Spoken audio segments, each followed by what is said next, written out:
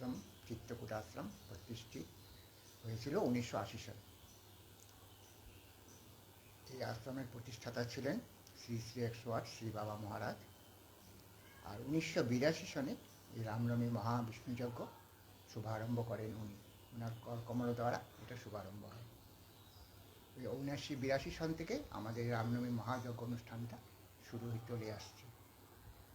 ভব্য কলস যাত্রার সাথে এই অনুষ্ঠানটা শুরু হয়। এবারও 2022-এ আমাদের এই ভব্য কলস যাত্রার সাথে এই রামনবমী মহাবিষ্ণুযজ্ঞ অনুষ্ঠানটা শুরু হচ্ছে, আরম্ভ হবে।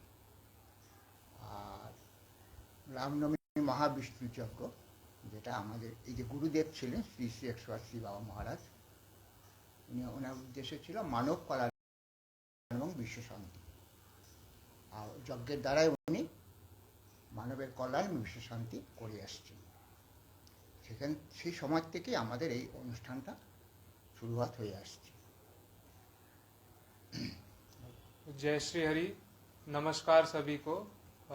श्रद्धेय गुरुदेव स्वामी श्री श्री 108 श्री बाबा महाराज के चरण कमलों में साष्टांग दंडवत करते हुए आप सभी दर्शक जो जुड़ रहे हैं हमारे साथ, सभी मीडिया परिवार को सर्वप्रथम मैं धन्यवाद और कृतज्ञता जताना चाहता हूं कि आप भी अब इस मानव कल्याण विश्व शांति के महा यज्ञ में आप भी जुड़ रहे हैं। आपने भी बहुत बड़ा अनुदान दिया है अभी। तो इसी के साथ चित्रकूट आश्रम द्वारा हर वर्ष की भांति इस साल भी श्री रामनवमी के शुभ पावन अवसर पर हम लोग 10 और 11 अप्रैल को महाविष्णु यज्ञ का आयोजन कर रहे हैं हर वर्ष की भांति। और इस वर्ष हमारे पूरे कमेटी ने, रामनवमी ऑर्गेनाइजिंग कमेटी में जिसके हेड है श्री सेवानंद दास जी, हमारे बुलेट सिंह जी जो वॉलंटियर हेड है हमारे, श्री सुरेंद्र जी और इधर रणदेव जी, सब हमारे रामनवमी ऑर्गेनाइजिंग कमेटी के मेंबर्स हैं। सब ने मिल के सब भक्त और शिष्यों के साथ मीटिंग करके हमने ये डिसाइड किया था कि ये इस वर्ष हम लोग और भव्य और दिव्य रूप में मनाएंगे इसको।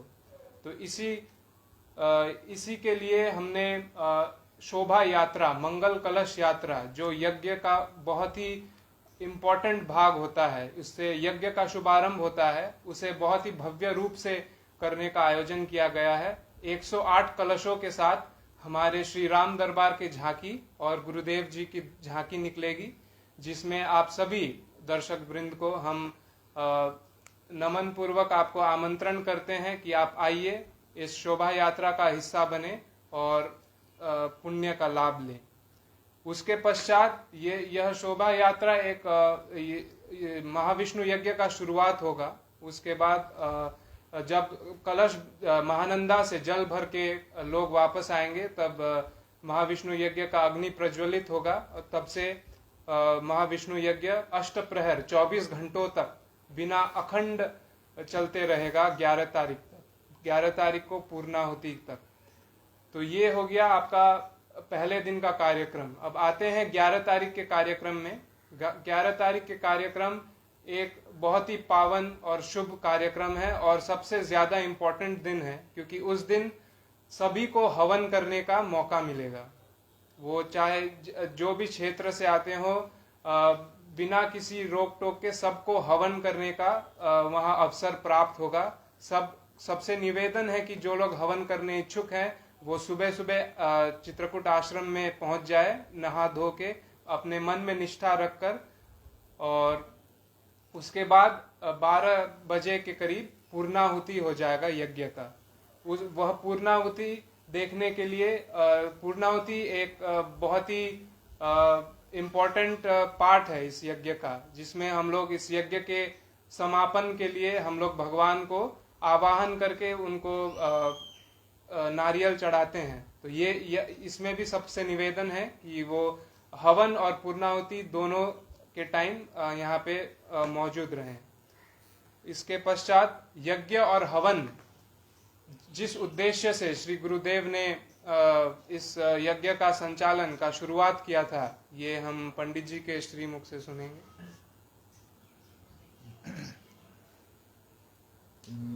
মানব কল্যাণ এবং বিশ্ব শান্তির জন্য এই যজ্ঞটা উনি শুরু করেছেন।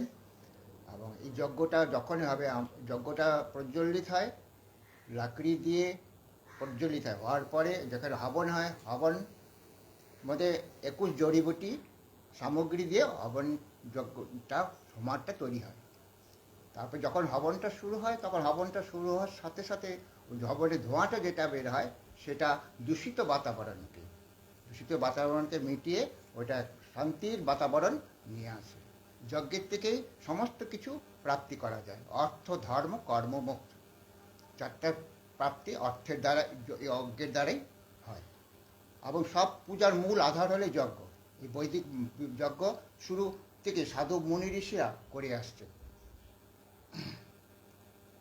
तो जैसे पंडित जी ने कहा कि यज्ञ ही सारे धर्म शास्त्रों का और सारे पूजा पद्धति का अंतिम वो सार है। तो यज्ञ के बिना कोई भी पूजा पद्धति कंप्लीट नहीं होता है, तो सफल नहीं होता है। तो जैसे पंडित जी ने कहा कि यज्ञ का जो धुआं उत्पन्न होता है हवन से, उससे हमारे दूषित पर्यावरण, हमारे जितने भी कीटाणु, ये जितने बीमारियां फैल रही हैं आजकल, और इसको भी कंट्रोल में रखती हैं, उसको स्वच्छ बनाती है पूरे पर्यावरण को।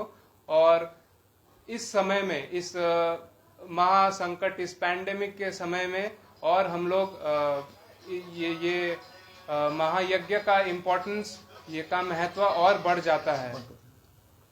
तो और यह यज्ञ श्री रामनवमी के पावन अवसर पर हो रहा है। श्री राम जो भगवान मर्यादा पुरुषोत्तम थे, वो हमारे सबके जीवन में एक आदर्श के रूप में है, और उनके शुभ जन्म तिथि पर हम लोग इस रामनवमी का आयोजन कर रहे हैं। और इसलिए आप सभी से एक बार फिर से निवेदन है, हम हार्दिक आमंत्रण करते हैं चित्रकूट आश्रम की ओर से कि आप आए सहपरिवार और इस यज्ञ महा पावन अवसर का भाग बने, हिस्सा बने। कलश यात्रा कहाँ से शुरू होगी, कहाँ तक जाएगी? कलश यात्रा का ऐसा रूट तैयार हुआ है कि चित्रकूट आश्रम के प्रांगण से सुबह 8 बजे यह यहाँ से शुरू हो जाएगा चित्रकूट आश्रम से, और ये यहाँ से निकलते हुए रामचंद्र नगर, जो हमारे इक्तियासाल स्कूल है, बंगला स्कूल, वहां तक पहुंचेगी। वहां से फिर वो सीधा सेवक रोड की ओर निकल जाएगी। सेवक रोड से सीधा होते होते फिर वो जब चेक पोस्ट पहुंचेगी, वो फिर अपना ये चंपासरी वाला जो रोड है, नेशनल हाईवे, उस रोड से होते हुए हमारे महानंदा के ब्रिज तक जाएगी। वहां से फिर जल भरकर हम प्रकाश नगर, ये दादा भाई कॉलोनी का जो रास्ता है, वहां से होकर फिर हम अंदर जाएंगे। फिर लिंबू बस्ती से वापस होके एक पूरा परिक्रमा पूरे एरिया का करते हुए हम लोग आएंगे।